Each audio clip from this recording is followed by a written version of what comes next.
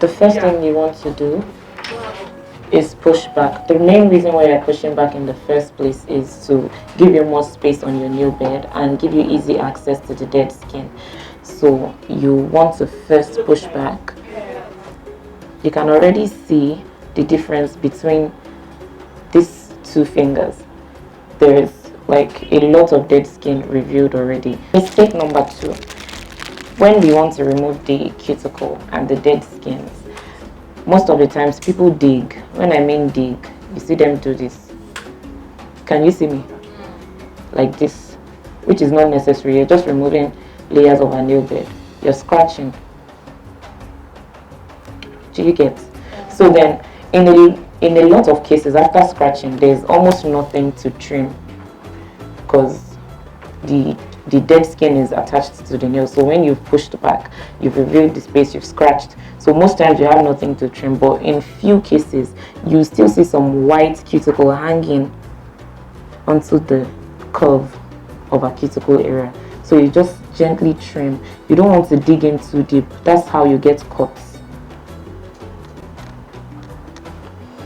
Okay, so take your time. A lot of times, beginners, nail technicians, you put so much pressure on yourself. You're just starting and you want to finish a full set in an hour. Sometimes I don't finish a full set in an hour if I just. So give yourself time.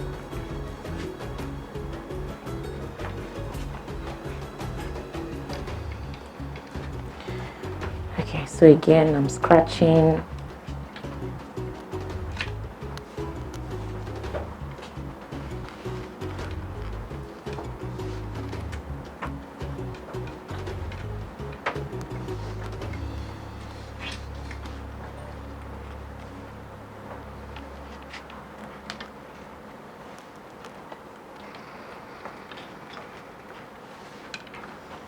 Can everyone see?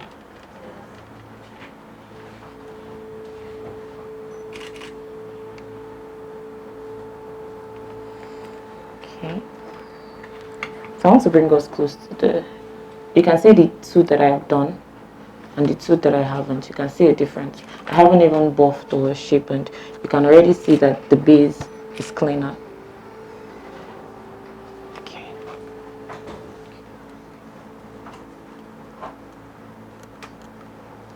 And you need to know that there are 1,001 things that can actually cause lifting aside the prepping. So as a nail technician, you need to put your detective cap on. It could be that your client is applying pressure to the side of her nails. You know, a lot of people write with the pressure of their barrel on the side of their nails. Doing that consistently can cause lifting or breaking from the side. It could be that your clients, a lot of times clients forget that they're false. They're not your natural nails. You can't go and get in a fight and it lifts. You're coming back to me. You can't be doing steady hand wash and it lifts and you're coming back to me. Not like you can't do those things, but you still need to have in mind that they're not your natural nails, they're falses. And you know, pregnancy can cause lifting because hormones can make your nails lift. Stress can make you lift. There are 1,001 things, believe me, but you need to make sure that you're doing your own part. So I'm going to categorize it into 3. Your product can be the cause for lifting. You, the nail technician, can be the cause for lifting. And the client can be the cause for lifting. So when you're doing your research, you should research in these 3 lines.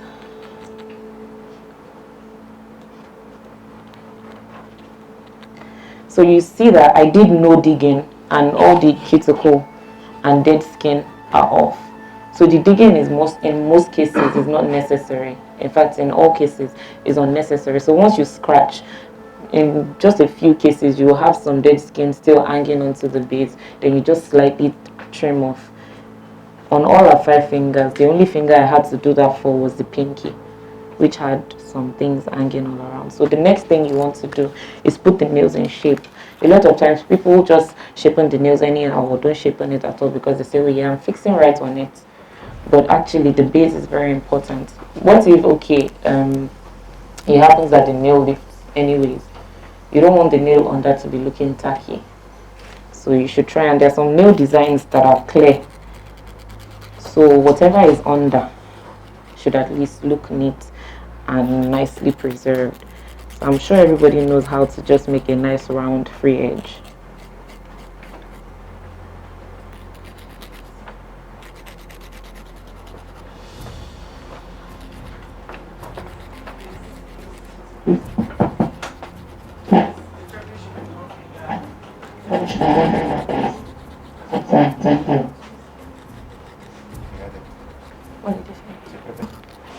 Okay, so another mistake that we make, which can actually cause lifting over time, is the way we treat the surface of the nails. We know you're trying to get the oil off, but you don't need to be intense.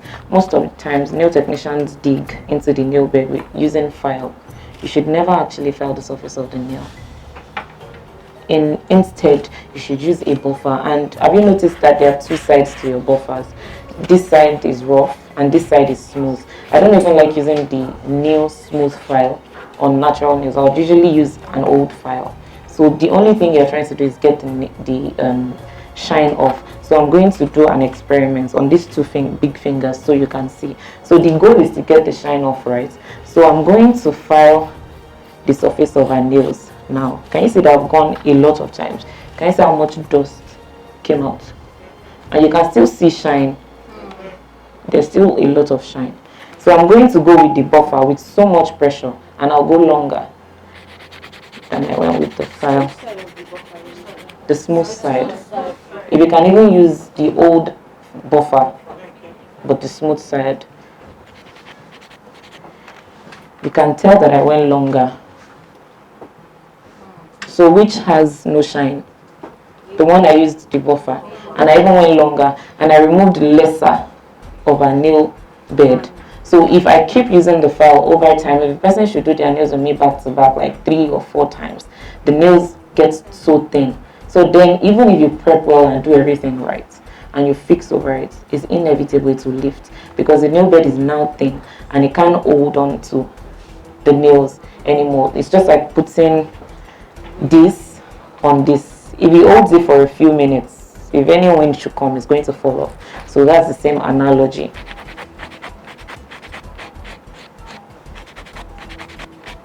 So after buffing, you've done everything you need to do. So you're going to wipe with an acetone.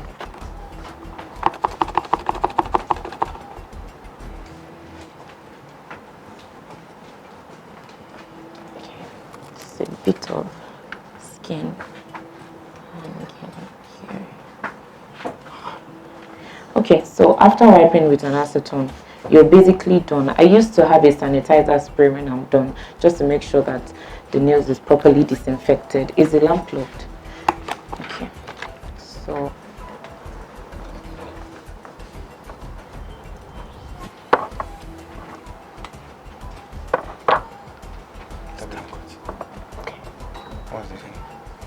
face good. Okay, sorry, please can you ask? So I know that a lot of you are wondering that how come your bottle doesn't have indicators? There are indicators on the bottle, so it will help you